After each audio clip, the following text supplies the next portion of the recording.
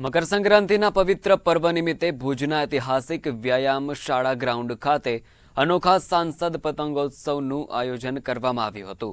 સમાજ નવનિર્માણ ટ્રસ્ટ અને ભુજના સાંસદ વિનોદભાઈ ચાવડાના સંયુક્ત ઉપક્રમે યોજાયેલા આ કાર્યક્રમમાં શ્રમિક વર્ગ અને જરૂરિયાતમંદ પરિવારોના સેંકડો બાળકોએ ઉત્સાહભેર ભાગ લીધો હતો।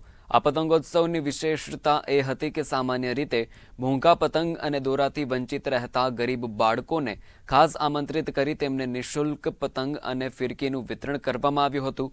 આ વિતરણ સાંસદ વિનોદ ચાવડા અને અંગદાનના પ્રણેતા દિલીપભાઈ દેશમુખના હસ્તે કરવામાં આવ્યું હતું।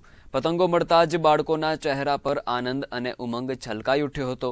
આ પ્રસંગે સાંસદ વિનોદ ચાવડાએ જણાવ્યું હતું કે ઉત્તરાયણ સૌનો તહેવાર છે અને દરેક બાળક આ પર્વનો આનંદ માણી શકે તે હેતુથી આ કાર્યક્રમનું આયોજન કરવામાં આવ્યું છે।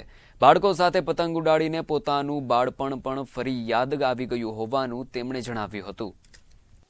મકર સંક્રાંતિના પર્વની સૌને મારી હૃદયપૂર્વકની શુભકામના અને શુભેચ્છા પાઠવું છું। આજે ભુજ મધ્યે વ્યાયામશાળા ગ્રાઉન્ડની અંદર સેવા વસ્તીના બાળકો સાથે સાંસદ પતંગ મહોત્સવનો કાર્યક્રમ આજે અમે યોજ્યો હતો અને બધા જ બાળકોને પતંગ આપ્યા હતા। એક આનંદ અને ઉત્સાહ એમના ફેસ ઉપર આજે જોવા મળ્યો।